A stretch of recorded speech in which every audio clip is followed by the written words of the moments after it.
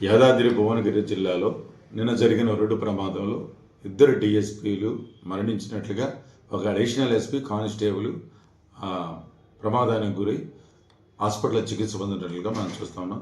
చాలా దురదృష్టకరం. చనిపోయినటువంటి కుటుంబ సభ్యులకు నా ప్రకట సంతాపాన్ని తెలియజేస్తూ ఉన్నాం.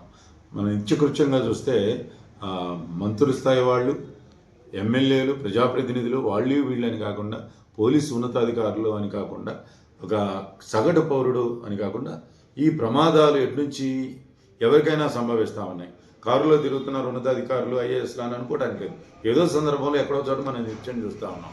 అయినప్పటికీ వీటి మీద మనం తీసుకోవాల్సినటువంటి చర్యలు పటిష్టంగా తీసుకోవడంలో విఫలమవుతున్నాం అనిపిస్తుంది.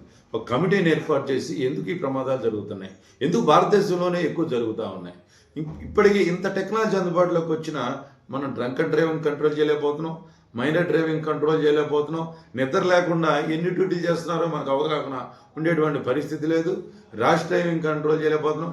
ఇంత పెద్ద అధికార యంత్రాంగం ఉన్నటువంటి ఈ సమాజంలో నెంబర్ ప్లేట్లు లేకుండా యథేచ్ఛగా గుద్దేసి వెళ్ళిపోతే ఎవరి మీద కేసులు పెట్టాలో తెలియని పరిస్థితి. మనం చిలకలూరుపేటలో మనం మెయిన్ సెంటర్లో చూస్తే పోలీస్ అధికారులు అక్కడే ఉంటారు, వాళ్ళ మధ్యలోనే త్రిబుల్ రైడింగ్ వెళ్తూ ఉన్నారు, ర్యాష్గా నెంబర్ ప్లేట్లు లేకుండా వెళ్తున్నారు. వాటి ఇప్పటికీ మనం కంట్రోల్ చేయలేకపోతే ఇది ప్రాణాలతో కూడుకున్నటువంటి అంశమైనప్పుడు ఇదే చిలకలూరుపేటలో పోలీస్ డిపార్ట్మెంట్లో పనిచేసినటువంటి శ్రీనివాసరావు హోంగార్డు ఇవాళ ఎన్ఆర్ఐలో చికిత్స పొందుతూ ఉన్నారు.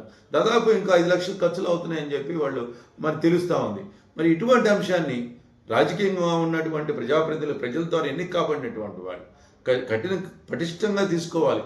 ఎక్కడైనా బండి ఆపితే పొలిటీషియన్స్ ఫోన్ చేస్తారు పోలీసులకి అనేటువంటి పరిస్థితిని రూపుమాపాల్సిన అవసరం ఉంది.